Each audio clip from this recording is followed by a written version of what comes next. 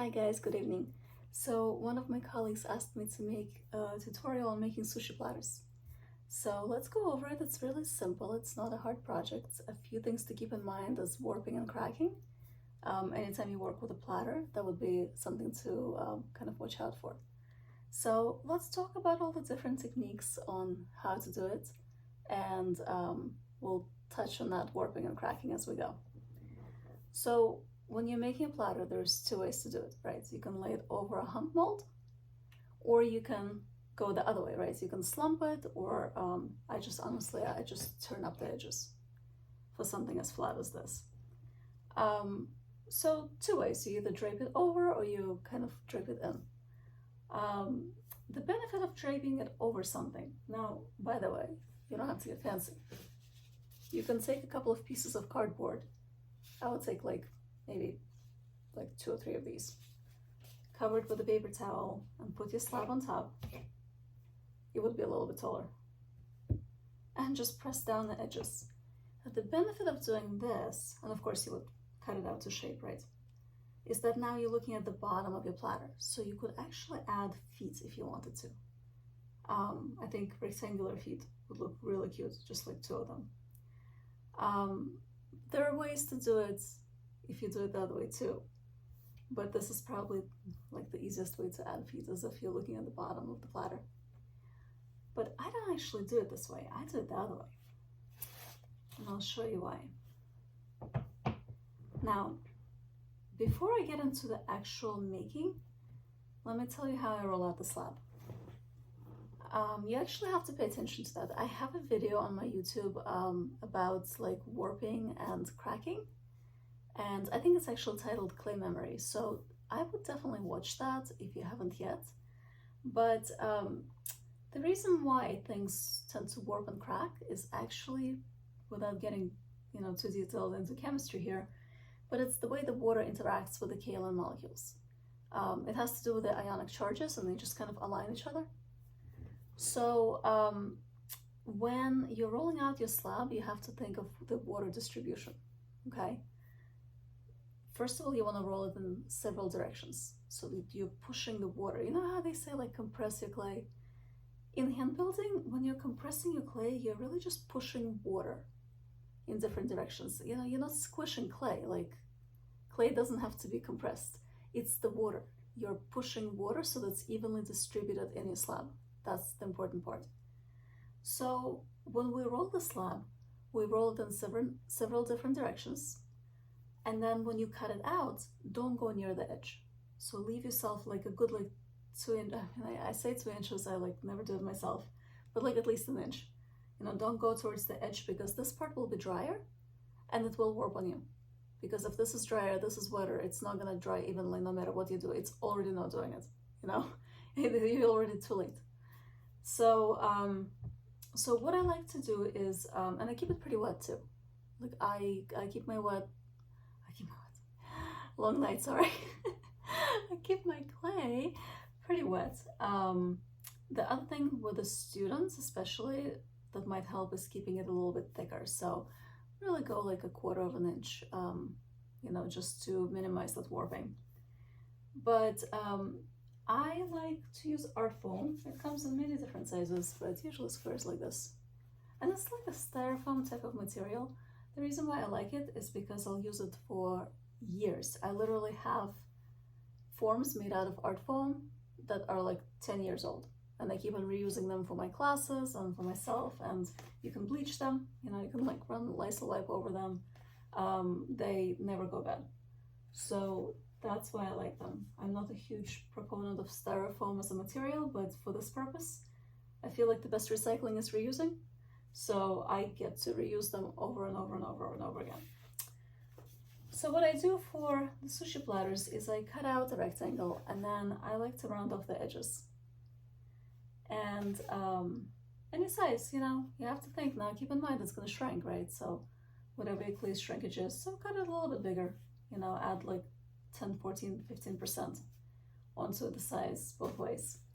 But say if you were making a pretty small sushi platter, you would cut it out like this, put it in the center of your slab. I know I'm breaking my own rules here, but this is just a demo. I'm not actually keeping this guy. So yeah, leave more space. Okay, so we're gonna pretend like that didn't happen. And then you're gonna take your needle tool. Don't give them knives. Whatever else you do, do not give your student knives. And you're going to cut it out.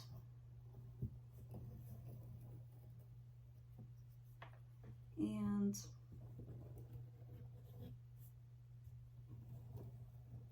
just loose. And then just take away the edges and set them aside. I like to smooth down the edges, and I do use a little bit of water here, depending on how young your students are. Sometimes I pre-wet the sponge for them, and I actually don't give them water, because sometimes when they go crazy with water, it gets a little bit messy and the slabs get ruined. So I'm going to smooth it down. Sometimes both sides. I feel like being really thorough and authentic. I'll do both sides. And then what I like to do is I simply take the edge and I start bending it. Just like this. Honestly, that's really all it takes. I'm keeping my fingers kind of on like where it's gonna bend, and I'm bending it over my fingers so that it's a pretty sharp motion. What you don't want to do is you don't want to bend it not far enough, because as we've discussed, clay does have memory, and it's going to try to go back to the state of the easiest existence, which was the way it started, which is flat. So what I'm saying is when you fire this, these edges are gonna like flatten out on you. So do make sure that it has like a nice edge to it. The nice part about this, and doing it this way, is that you're probably going to have some warpage, because in a classroom setting, it's almost impossible to control for all the variables and all the elements, and you know, the AC is blowing and the room is hot and whatever else. So what they can do is they can actually get creative and make the edges like really organic, right? They don't have to be straight. And they can do all sorts of fun things with it. They can even like carve the edges, and they can like cut them into different you know, patterns. So I think that this is the easiest thing to do with a class. You know, it's just make it organic looking to begin with, so that if you do have any warpage of the edges, like nobody's upset. But you can keep them straight too. You know, I've absolutely done it with even my middle schoolers actually. So this is your basic sushi platter. I do like to take a little bit of clay and make a little soy sauce bowl, which is just a pinch pot. And it's nice because it incorporates your pinch potting, right, together with your slab working. I like to leave them super organic and like natural looking. I don't strive for any, you know, perfection and symmetry at all. I think it looks really cute like that. Yeah, and sometimes like I'll even leave like the edges like really rugged. Like that could be another look. The only thing is be careful with cracking here. You don't want to develop cracks. So, you know, sometimes I'll smooth it over just because I get worried. Not too many of them crack, but sometimes it does happen. You don't want any students upset. Anyway, so that's your platter, and that is your soy sauce bowl. Now, if you wanted to, you can still add feet onto this platter. And the way I would do it here is, because it's not really weight bearing, right? So like in a mug, the handle, you're lifting the whole mug by the handle, and it has to be weight bearing. This, you're just trying to maybe lift it off the table if you want to. It can be flat too. So what I would do is I would make a few rectangles and literally just dry them separately. And then what I do is I attach them during glaze firing. So I will bisque them separately, and then during the glaze firing, I will, so pretend like this is bisque, right? I will lay them out like this, and I would put glaze on top here, and I just take the platter and I just put it right on top. And it will fuse permanently, like you'll need a hammer to separate them. And then they won't separate, it will just crack.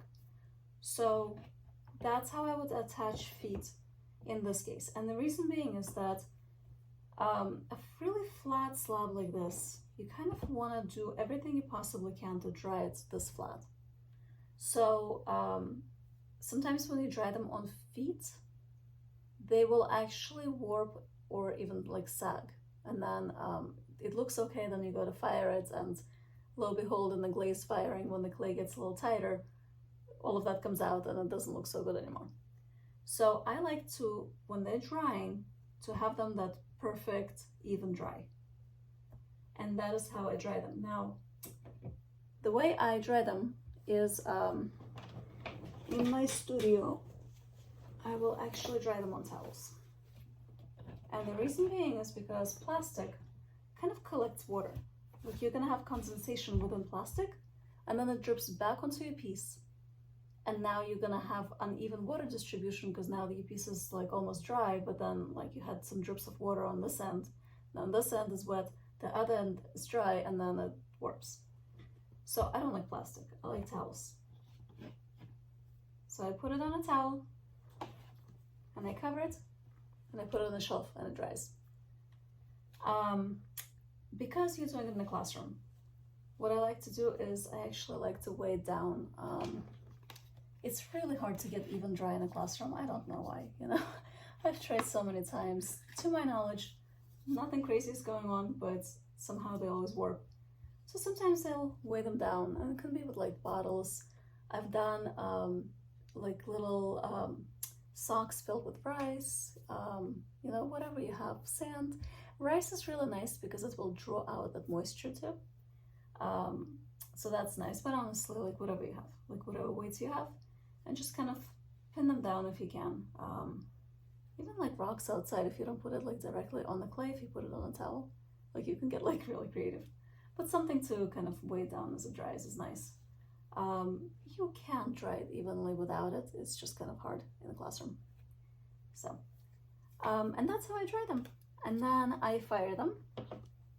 Like I said, I bisque them, and then it's really cute to do sakura paintings with kids because it's kind of, it can be very abstract, so it doesn't matter how good of an artist they are as far as drawing, as far as realism, they can still make it look really, really cool.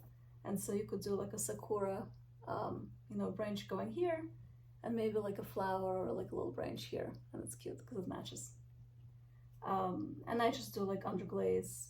I actually have them do underglaze, and then I do the clear glaze before I put it in the kiln, because I work with really young kids sometimes.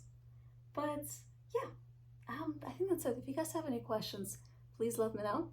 I am half asleep. I just got home from a hockey game, so I'm exhausted. But I'm probably not making any sense, so please let me know if I'm not making any sense, and I will do my best to make more sense. Thank you so much and have a great night. I hope this helped. Thanks, bye.